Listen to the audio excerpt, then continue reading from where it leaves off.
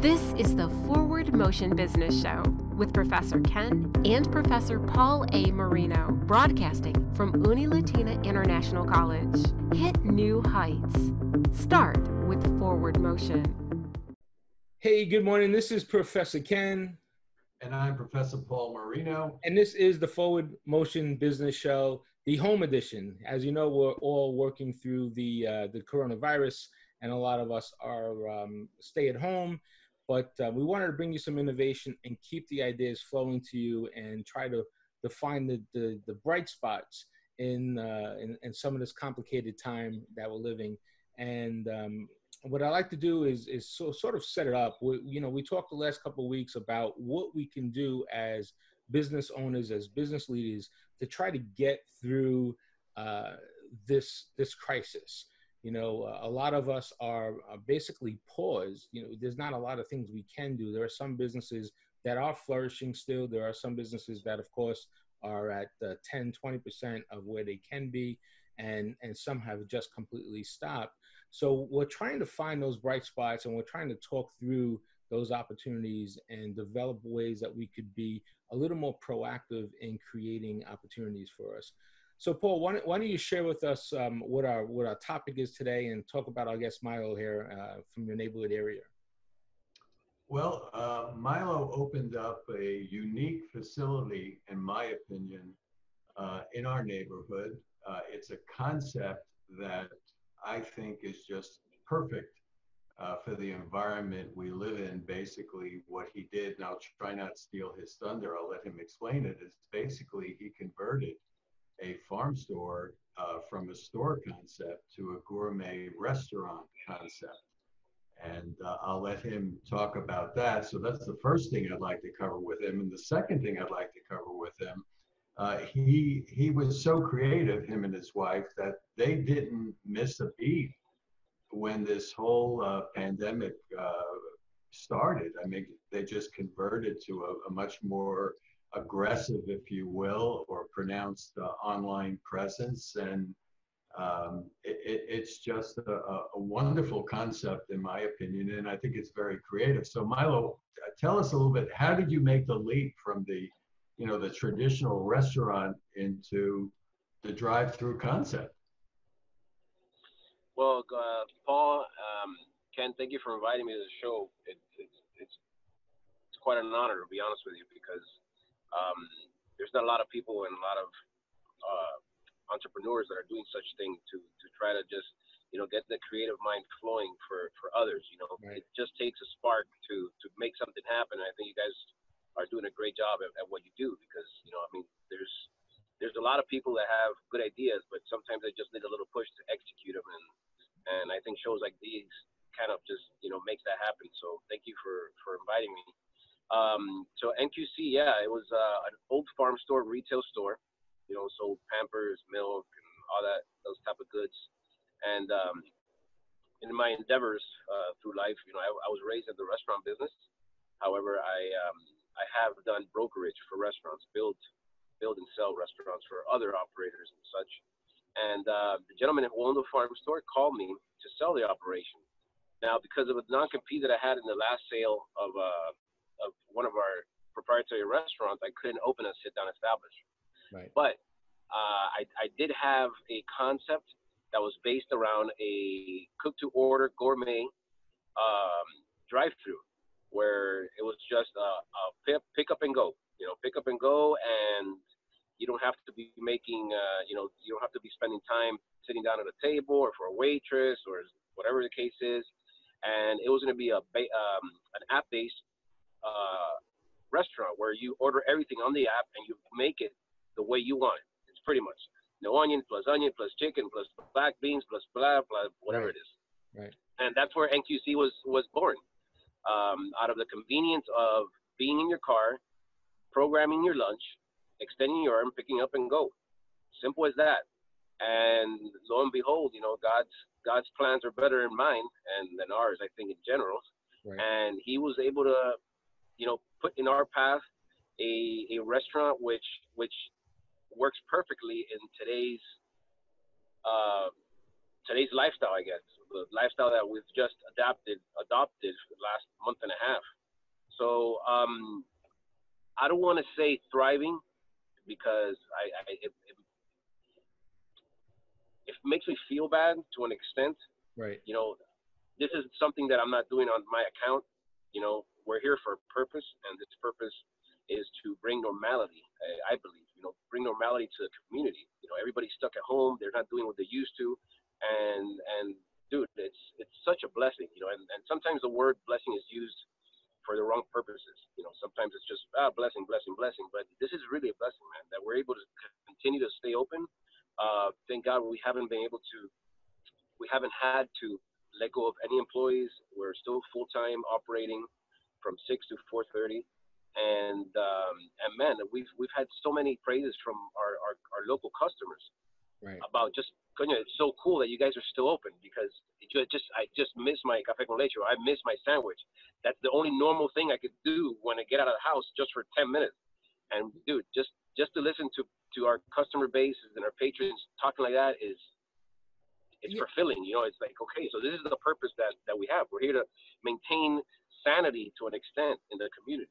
Yeah, Milo, and I think you're right. And listen, at the end of the day, you can't have a business without customers. And you can't have, and if you have customers that love you, customers that stick with you, it's important. You know, Paul and I were having a conversation last week, and we really believe this truly to our core, because we understand the challenges of a small business. I'm not, I don't understand the restaurant business as much as others, but I know the restaurant business is one of the toughest businesses that you can possibly open. And I can't imagine the challenges that you have. And if you read all the information that's out there now and the challenges that a restaurant has, it's really heartbreaking. And Paul and I were talking about this, and one theory that we had, one agreement that we had, and this is why Paul, wanted you to come on and talk about your experience, is that, listen, you're there in our community. You're serving us 7 days a week, pre-coronavirus days, right? And here we are. We need that, like you said, that sense of normalcy. We need the cafe con leche. We need to get the food. We need to be, feel like we're having a normal life. Plus, at the end of the day, we all need to eat as well, right? That's important. Yeah. So Paul and I were talking about this last week and saying, the restaurants are there in our community, and a lot of them are struggling, and it's a shame, because what we don't understand as consumers. Now, every family is struggling right now, right? Some of us have lost our jobs. Some of us have lost our income. I have a business. Paul has a business. We're struggling too, because things have stopped and different things. And every family is suffering some way, shape, or form through this virus. So maybe they're so focused on taking care of the family, which you have to be, they forget about the outside, the community. And we talked about the restaurants and how the restaurants now in our community need us as consumers more than ever, because you're there for us. You were there for us when, pre-COVID days, and hopefully you'll be there post-COVID days. But now in the middle of all this, you need us more than ever to support you and be there for you. So that's one of the thoughts that we had. And I think that's important. That's an important quality to have in the consumer. And we need to thank you by supporting you with our dollars, because that will help keep the restaurants in business, right? Absolutely. And, like I said, man, this is a gift from God, that, we don't have to be seating anybody, that everything's app-based, that the contact with the customer directly is minimal. I mean, Everybody here obviously is wearing masks and gloves, and we wash our hands every 10 minutes. We're washing our hands, and every transaction, and so on and so forth. But I mean, not everybody has the luxury of having a drive-through. But I know that everybody started doing catering, and a lot of the times, like any business, you could get comfortable in everything that's going on, and you kind of stop thinking out of the box. You kind of just say, you know what, this is going to be neutral all the way across, and I'm happy with what's coming in and whatnot. But you always have to be prepared, man. You got to be innovating and trying to change yourself and reinvent yourself. And I think that through these trials, a lot of people have just gone back to the drawing board and said, wait a minute, because we weren't prepared for this. Right. And you're right. I don't think anybody was prepared. And I'll tell you what, I want to just define your business model here, because I think it's a great illustration of the power of creativity of what you've been able to come up with, but the timeliness of it, like you said, you know, you used the word blessing, and I know that word gets thrown around a lot, like you said, but the truth is the timeliness of this for your business model is really point on. And if you think about this, one of the conversations that I'm sure a lot of us are having, and Paul and I have had this conversation, is as we get through this virus, we know our world is changing in front of us. We know that, right? In all aspects, our world is changing. In the business environment, our world is changing. There's no question about that.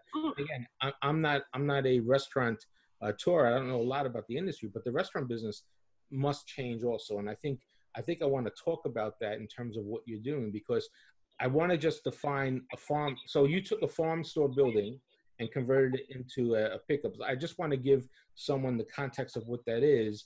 If you're not familiar with a farm store, basically the way I remember them to be, and correct me if I'm wrong, it's basically a building that sits in the middle of a lot where you can drive by on both sides, and they sort of have two open windows, almost like a toll booth type of a look, right? Where you can go. Yeah, that's what it is.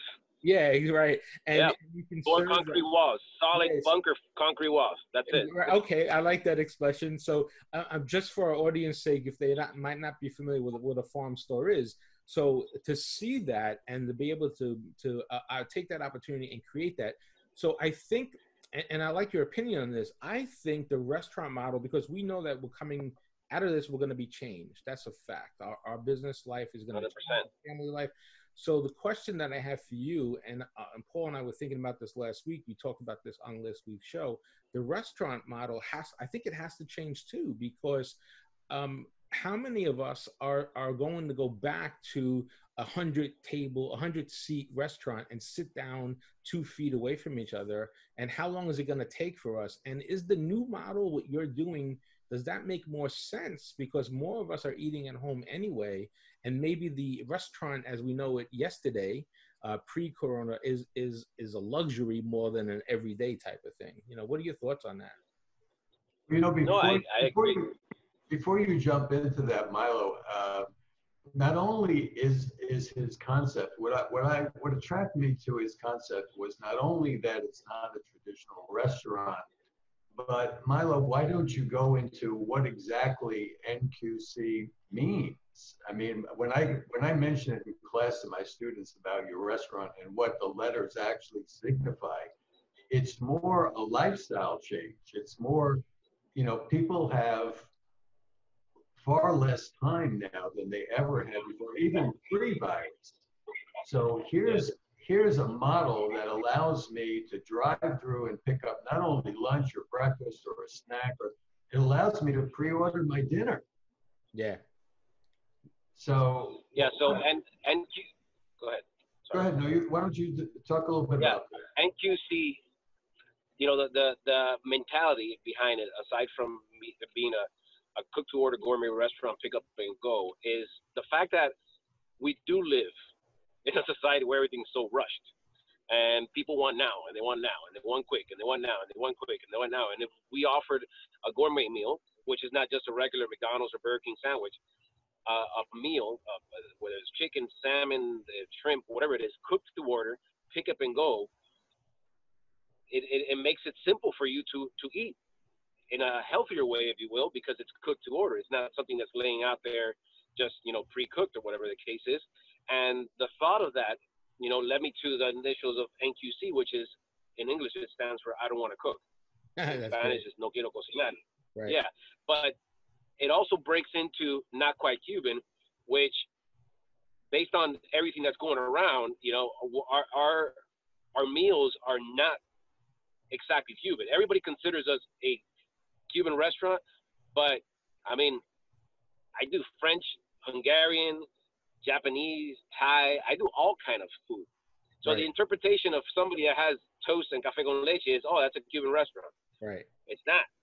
We offer that, but we also offer a complete extended menu that ranges from all kind of cuisines from around the world. And that I'm a cook. So to me, having the flexibility of being able to express my God-given talent in any way I want to, it's awesome. Excuse well, I didn't say it by the way. No, right. But it's super awesome, man. Because I mean, I wake up this morning and I want to do a goulash. People freak out. Oh my God, a goulash in a farm store. And then when they taste it, it's like, man, this is like good stuff. And then I want to wake up tomorrow and I want to do some Dominican food. I want to do mofongo with some, strips of pork. They're like, oh man. And then the evolving, the way that we evolve culinarily at NQC is what has everybody just attracted to it, right. Which is what I'm telling you before. Restaurants have to be evolving at all times, man, because people get bored of the same stuff, and then it just becomes just a neutral visit, and if you're not innovating, you're behind the eight ball, man. And I think that especially now going into whatever the norm is going to be, I think the restaurants tours should really consider just being more innovative in the way they attract customers, in the way they present, in the way they pick up staff, and the kind of staff they pick up. Restaurants, it is tough. It is a tough business. Yeah, and listen, and you know it well, and I just want to connect one quick thing though that you said. So the concept of the restaurant that you had was, and I think it was timely because you started with the original need you were filling is people were time starved, right? They couldn't get good quality food. They didn't have the right time. So that in itself was dead on, was a dead on target, and you were able to create a model that worked just on yesterday's time-starved still So that made sense. And then here we go now where the virus hits us. So now we have this new need of, hey, we still want quality food. We do want that I want to get back to a normal life. And now your model ties into that even more so because you just so happen to be filling a need in the past, but now you also have a need for the future. So when I'm thinking about the business model of the future in restaurants, I think you might be, when you talk about innovation, you might be already there. So how do you think that your model today is going to work when we come out of this virus opportunity? I think you're properly positioned, and tell us about how you think that connection works for you there. Yeah, well, it's solid. It did what it had to do at the beginning. It continues to do what it has to do today through these challenges, and it's going to be a good how can I explain it, man? It's going to be a good model for restaurants going forward. Now, we do live in a very dense community. I mean, not only here in Miami Lakes, but in Miami-Dade County, just in general. Right. So how many operators are going to be able to do what we've been able to do? I don't know. How many are going to be able to go to their landlords if they lease and tell them, hey, listen, I'm going to need a drive-through because I'm the corner unit? I don't know. I mean, at the end of the day, restaurants and sit-down restaurants, they're not going to die, because restaurants, you go to restaurants for many reasons. The ambiance, nostalgic feel, to get served, so on and so forth. And I don't see, I mean, if restaurants don't start opening because they see this situation as a downfall, then there's going to be a hit in the economy. Landlords are going to start going under, the foreclosures, whatever the case is. So I don't think that's going to die completely. I just really think they have to just put some, supercharge their batteries and be a little bit more innovative to try to maintain the core relationship with the customers. When you're in a community where the restaurants don't build on culture, they build on profits, then you're gonna have a bad restaurant community. That's the truth. And our business is primarily culture. The people that you hire, the relationships you build, the communication you have with the community, so on and so forth. And I think there's a lot of lack of that. People right now, because of everything that's going on, are staying home, and that's phenomenal. They're building better relationships with their own families. I mean, to start with, that should have been the beginning. No matter what, you should have had the best relationship with your community and with your families. But unfortunately, since we live in a community, in times where it's so fast, we lose the relationship that we have in our own homes. And it's obvious that these relationships are coming afloat, and they're becoming stronger as God intended. I'm sure that's the way we should be living our life in love and peace. And the restaurant should be doing the same. If they didn't do it before, then they should start doing it now. The loyalty programs and the more involvement with the face-to-face, because I can tell you that, we have a large customer base that's loyal because of the touch that we have with our customers, the face-to-face communication, the fact that we're there, that we listen, that we're involved, that we listen to their opinions, and so on and so forth. Whoever's in this business and is doing it for the right reasons, they're doing it out of love, man. They're not doing it out of funds, believe me. Because the restaurant business is a masochist business, if you will, man. I mean, you got to deal with some stuff when you deal with the public. Right. But if you listen to them, all they want to do is listen. They want you to listen. That's all you want to do. So if you listen and you respond and you respect their time, that creates a following that's going to be everlasting through these tough times and past these tough times, and so on and so forth. Yeah. Ken, we talked about last week about creating tribes and creating loyalty. Right. One of the things I like about NQC and about Milo is it is gourmet food. The other day I went in, I remember he was making a lobster roll. So every day I get a communication from him, probably because I have an account through the app. So every day I'll get a communication from him. And it's not just his standard menu. He'll tell me what he's making for dinner. It could be pork chops. It could be some exotic thing that he wants to make. And this is early in the morning. This is probably 7, 8 o'clock in the morning. And I'll just get on my app and I'll reserve it for 4:30. I'll get 2 portions, whatever I feel is appropriate, and I'll pick it up at 4:30. And I have dinner at home. I always lie, of course. I tell my wife I made it, but she knows I didn't make it. She knows I got it from Milo. But he has created such an online community that we don't want this restaurant to fail. We want it to flourish. We want it to be there. He's been very creative, in my opinion.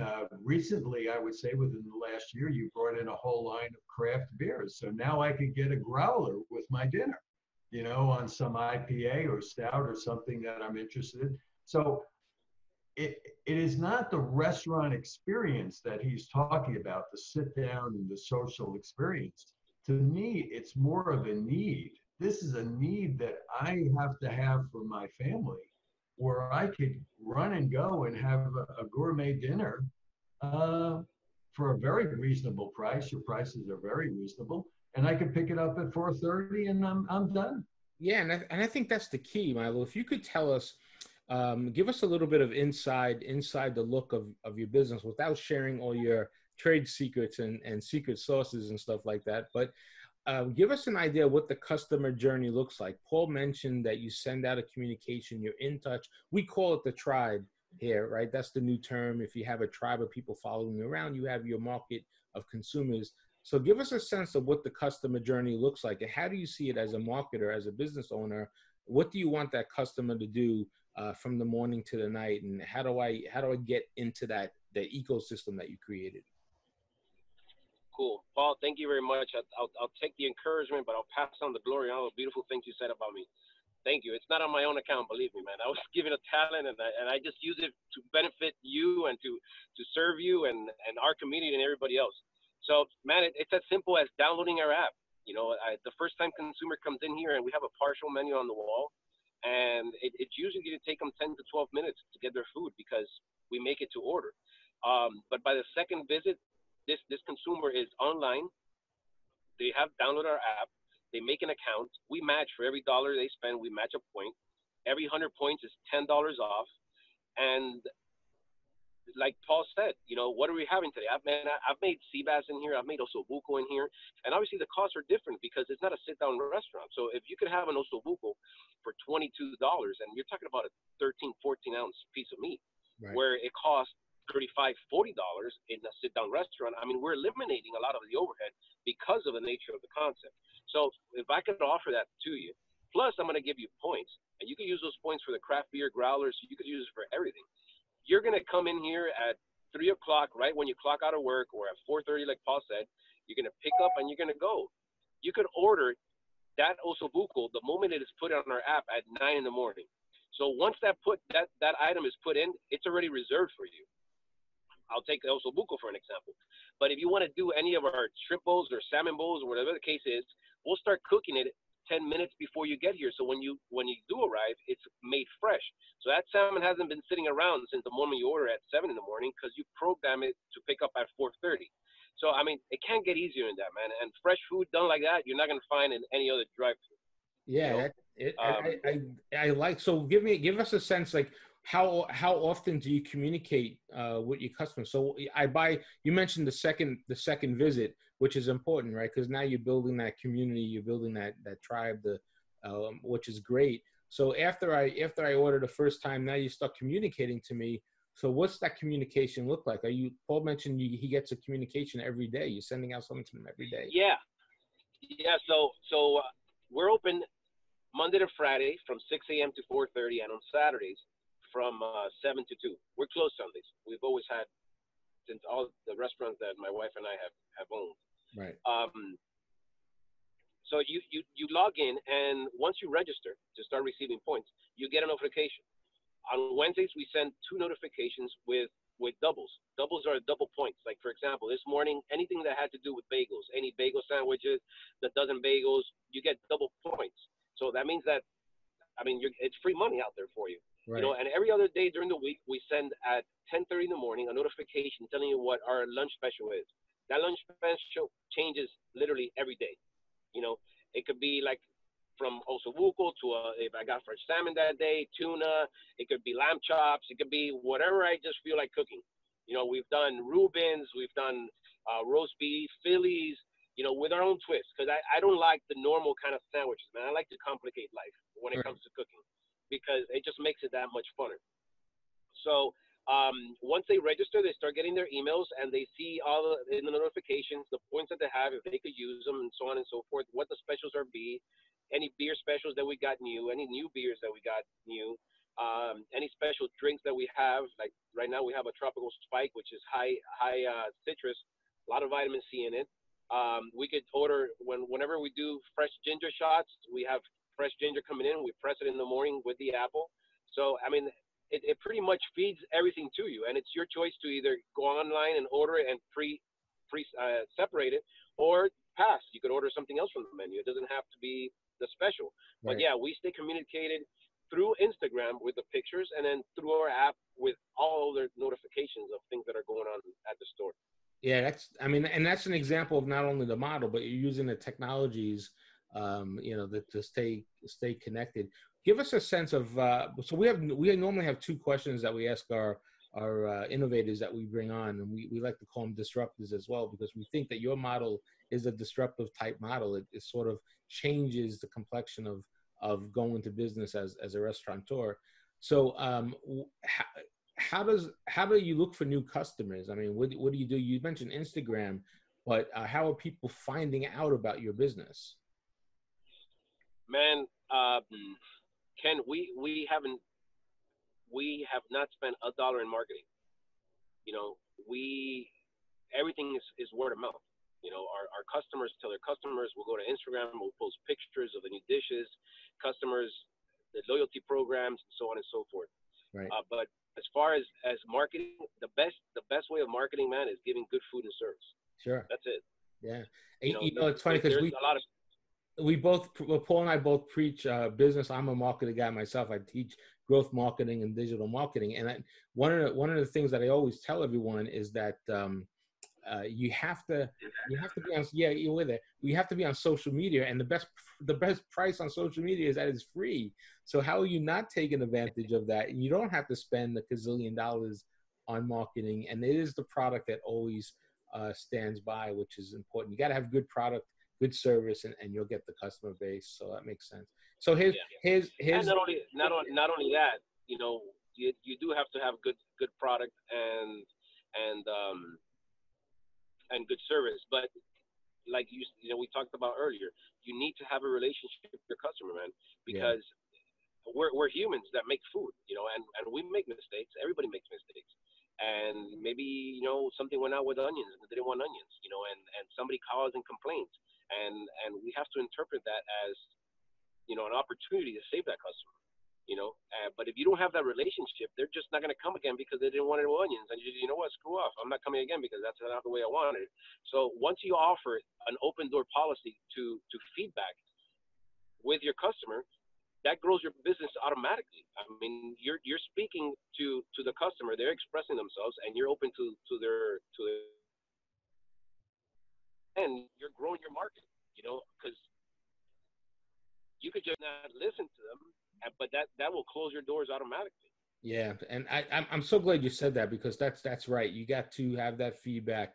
You have to have that communication, which makes sense. So here's our big question of the discussion here. We always ask our business instructors, and again, when you share this out, don't give us your trade secrets or anything, but we always look for advice on how to do things better, and you've offered a lot of that already.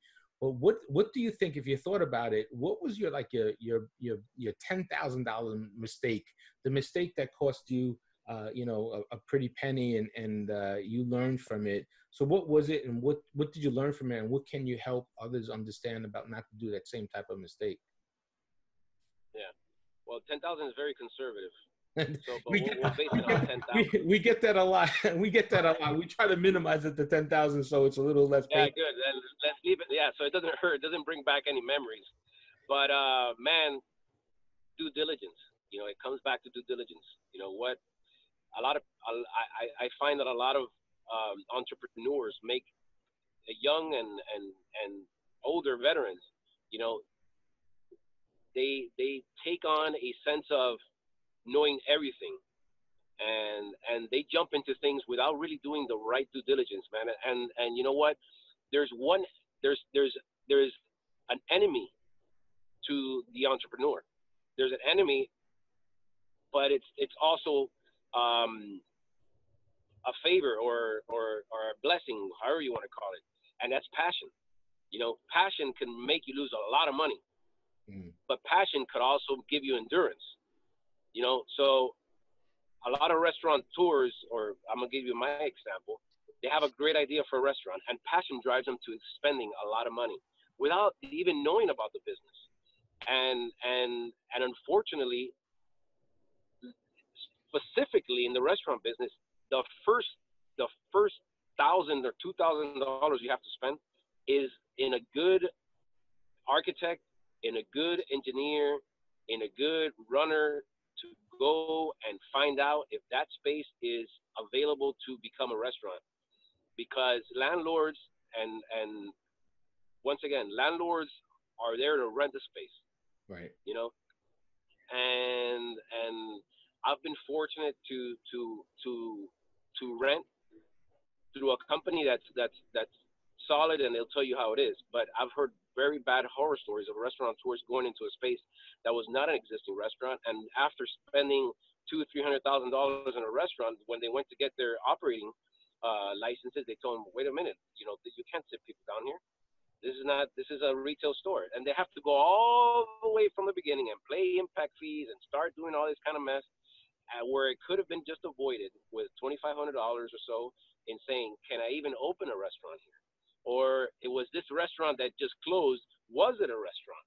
Because maybe the inspector who was there before found it to be a restaurant, and then when you went in, they went out of business, and you figured out that it was a restaurant, and ends up it wasn't a restaurant. That happened to me. Nah, that's painful. So, oh man, yeah, it's painful, but you know, like I said, God's plans are better than ours. So that was a very expensive school. I would have probably gone to UM twice, become an attorney and a doctor, and I would have come out better. But that's not the route that was planned for me, man. And, you know, the restaurant business is where I had to be, and I've tried doing other things too, and I just come back to the kitchen to get burnt and cut with knives and stuff. So, due diligence, man. Due diligence is a 10,000 mistake. Yeah, that's important, and I'm glad you said that too. It is the passion, and so the takeaway there is you need the passion to be successful, but like you said, there's sort of a balance there, right? Passion could drive you down the wrong path, and it could force you down the right path. But your due diligence is important, because you don't know what you don't know, and that's the issue. And I think that's a valuable lesson, which you can help maybe someone save a couple of bucks, or maybe a little more than a couple of dollars, like you said.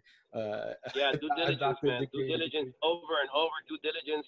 And the thing is that, once again, passion will get you to say, no, balls to the wall. I'm going to do it because I feel it. Bro, don't do it. It's a Pandora's box, man. Passion is for endurance. It's not to open up.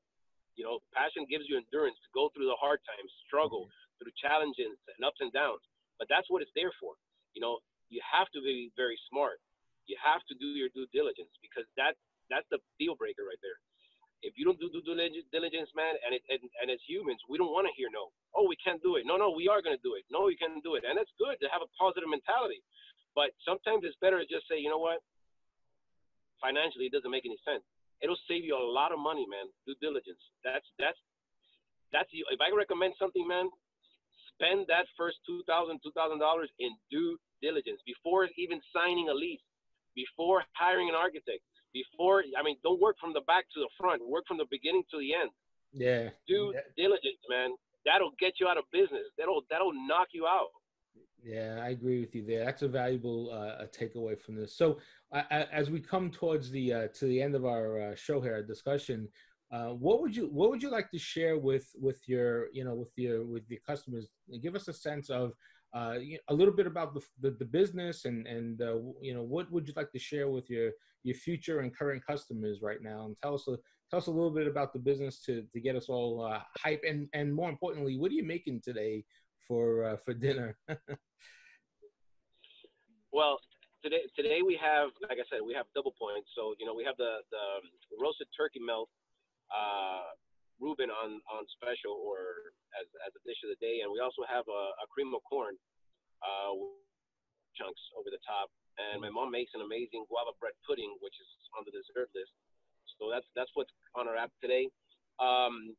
Future customers, man, just we don't know you, but we want to know you. We want you to know us. We want you to understand what we do and why we do it. That our love for what we do is shown in the dishes and the way we communicate through our app, in the community that we serve, and that's as true as it can get, man. I mean, like I said, we do this out of service. We don't do this out of trying to take your money.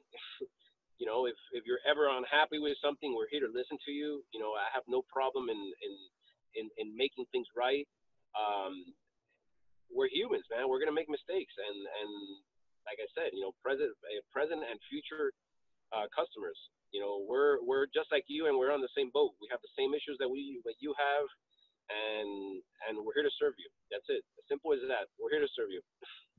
Ken, when I pull up, I put in a time that I'm going to pick something up. And one of my favorite things that I love Saturday morning is he makes a pan con cotilla with the bacon that's out of this world. And I hate standing in line to get my breakfast, so I just call it in and I pull through and I got it. But before I even get up to the window, I could be 3 or 4 cars back, and I can hear somebody in there yelling, "Paul's here, Paul's here." I mean, immediately they know my car. Immediately I hear my name. And you must have, what, 4 to 5 people working in there at any one time? Man, we have 7 full-time employees. You guys want to see it? Yeah. Every one of them knows my name. We'd love to see it. There you go. So this is NQC right here. Just so you can see, it's a farm store, an old farm store building. See? All right, so we did this. This is like a beer garden area here where we do beer tastings and whatnot. So and the menu right here is our partial menu. All right, these usually take 10 to 12 minutes to make, and this is our app information, NQC Craft Beer and Grub. So you download the app, you match your points and all that good stuff. All right, this is our growler list where we have all the beers that just came in fresh. So you drive into your car, okay, and then you walk in here, and this is our staff. Hello. everybody. We're live here. I said, I don't see the star of your show, which is your wife. She's incredible at that, man. I love to cook, and that's my calling. But social media and technology, I mean, I had to go like 5 times over this meeting today because I didn't know how the Zoom thing worked. So, but she taught me how to do it. So. Wonderful. Well, listen, it was great. I love my wife. It's great. She's an amazing technology teacher. Yeah, well, the boss could dictate her own hours, right? That's the way that works. So it's that's it. Listen, it's great to meet you. So you said it's NQC Grub. Is that the app? Yes, the app is NQC Grub, and you can find it on the App Store, or you can find it on Google Play, or whatever you like. Perfect. Well, listen, it was great to meet you. Congratulations on the success, and we're going to share this story out because we think it's important, not only because it serves a purpose today, but I really believe, as we discussed, it serves a purpose in the future, and maybe the model that you're creating here is so innovative and creative that maybe it's the restaurant of the future. Like you said, that'll be great, man. Yeah, I think restaurants will always exist, but I think there's got to be another model out there like yours that makes sense, because that's important, right? Awesome, man. God bless y'all. Thank you for giving us this opportunity. It's wonderful to have you on. Thanks so much. So that's our show for today. Stick with us. We'll cover some more business disruptors and innovators like Milo over at NQC. This is Professor Ken. And I'm Professor Paul Marino. And we'll see you out there real soon. Thanks so much. Stay safe. Peace. All right, so long.